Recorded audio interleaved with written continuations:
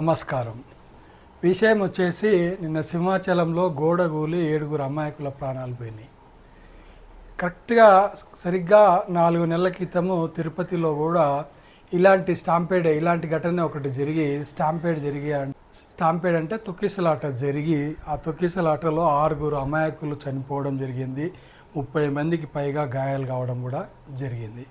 అప్పుడు చంద్రబాబు నాయుడు, పవన్ కళ్యాణ్ వేరే విధంగా మాట్లాడారు. చంద్రబాబు నాయుడు గారు చెప్పడం ఏంటంటే జగన్మోహన్ గారు అంతకుముందు అవలంబించినటువంటి విధానాల వల్ల ప్రజల ప్రాణాలు కోల్పోవాల్సి వచ్చింది, అందులో మాదేం తప్పు లేదన్నట్టుగా మాట్లాడారు. అదే ఇలాగే ఉంటుంది. ఎందుకంటే మనం చిన్నప్పుడు కూడా అన్నదమ్ములు ఉన్నారనుకోండి, ఒక ఇంట్లో తమ్ముడు చాక్లెట్ కొట్టేయడం అన్న చూస్తాడు. కానీ తమ్ముడు ఏం చెప్తాడంటే వాళ్ళ అమ్మకి పోయి, అమ్మ నా చాక్లెట్ అన్న కొట్టేసిండు అని చెప్తాడు. అంటే అది తప్పించుకోవడానికి. ఇవన్నీ తప్పించుకునే మార్గాలు చాలా ఉంటాయి మన రాజకీయ నాయకులకు.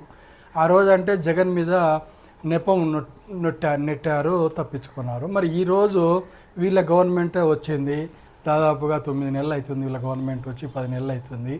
ఇంకా కూడా ఆ గోడ కూడా జగనే కట్టిండా, మరి జగన్ గారికి కట్టించిండా? ఇంతవరకు ఎవరు బాధ్యత తీసుకుంటారో ఏ రాజకీయ నాయకుడు చెప్పలేదు. అంటే ఈ అమాయకులు గుళ్ళకు పోవడమే నేరమా? వాళ్ళు చేసిన నేరమా? తిరుపతి పోవడము, సింహాచలం పోవడము అనేది వాళ్ళ అమాయకులు చేసినటువంటి నేరమా? ఏంది ఇది? ఈ ప్రజలకు ఈ రక్షణ లేకుండా ఎన్నాళ్ళు ఇట్లా ప్రభుత్వాలు ఒకరి మీద ఒకరు నిందలు వేసుకుంటా అమాయక ప్రజల ప్రాణాలను పోయేటట్టు చేస్తుంటారు. ఇది కరెక్టేనా? ఒకసారి ఆలోచించుకోండి మీరు. ఇంత బాధ్యతారహితంగా ప్రభుత్వాలు పనిచేస్తుంటే అమాయకుల ప్రాణాలకు ఎక్కడ రక్షణ ఉంటుంది? వాళ్ళను ఏదో చేస్తారనే కదా ప్రజలు ఎన్నుకునేది.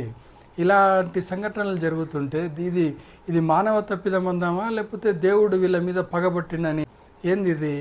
దేవుడు ఒకవేళ వాళ్ళ మీద పగబట్టి చంపేసిండనే ఒకవేళ ఈ ప్రభుత్వాలు భావిస్తే దానికి అంతకంటే ఘోరం ఇంకోటి ఉండదు. సో నా వీడియో చూస్తున్నందుకు ధన్యవాదాలు.